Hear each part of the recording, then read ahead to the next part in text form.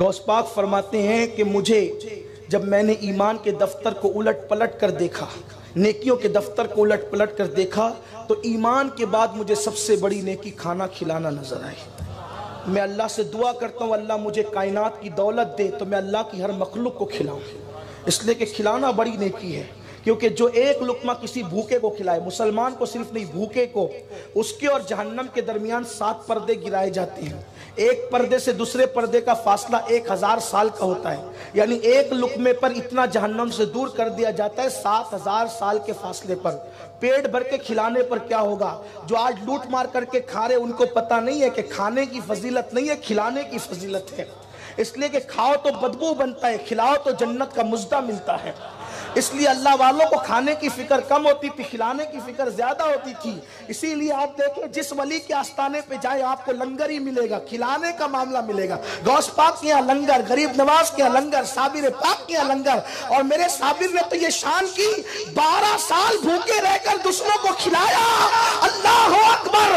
رہ کے فاقے میں غریبوں کو کھلانے والے ایسے ہوتے ہیں محمد کے گھرانے والے۔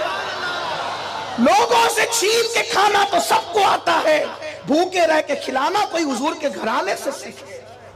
یہ صابر پاک نے کیا ہے۔ اللہ اکبر!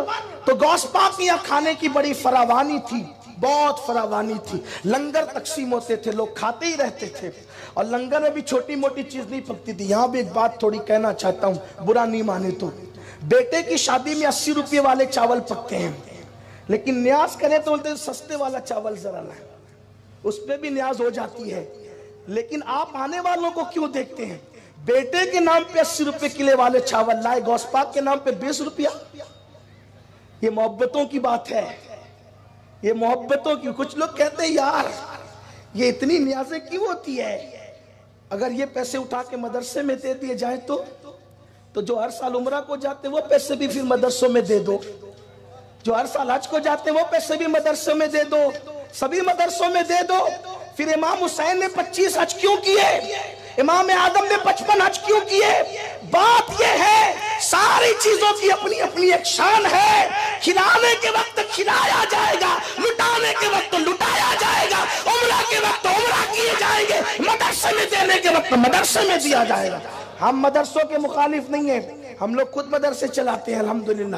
یہ آپ برکات خواجہ کی برکتیں دیکھ رہے ہیں، گلشن اجمیر کا گلشن دیکھ رہے ہیں۔ سنی دعوت اسلامی کے 60 سے زیادہ مدرسے ہیں پورے ملک ہندوستان میں، ہمارے امیر کی سرپرستی میں 60 سے زیادہ دارالعلوم چلتے ہیں، لیکن جو ہیں سب نیکی کی خوشبو الگ الگ ہے۔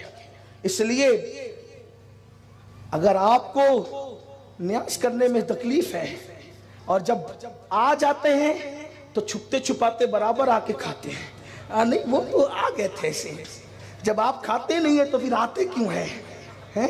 اور کچھ لوگ اتنے کٹر ہے، کہتے ہیں نہیں ہم تو فاتحہ کا نہیں کھاتے، ہم کہتے ہیں ہاں ضرور نہیں کھاتے ہو اور نہ کھاؤ گے فاتحہ کا، کہ نہیں وہ دیگ والا کھاتے فاتحہ والا نہیں کھاتے۔ کیوں نہیں کھاتے؟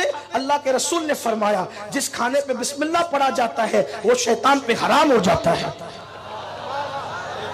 ارے ایک بسم اللہ پڑھی تو شیطان نہیں کھا سکتا، چاروں کل پڑھی۔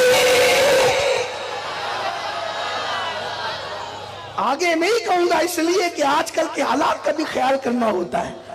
میری سنی قوم بہت سمجھدار ہے، ہم فاتحہ کا نہیں کھاتے، ہاں انتر منتر نہیں پڑھے جاتے، اللہ کا قرآن پڑھا جاتا ہے، اور جس کھانے پہ قرآن پڑھا جائے وہ شیطان پہ حرام ہو جاتا ہے۔ اب جو بیچارے نہیں کھاتے ہمیں الزام نہ دے، وہ خود سوچے میری برادری کون سی ہے۔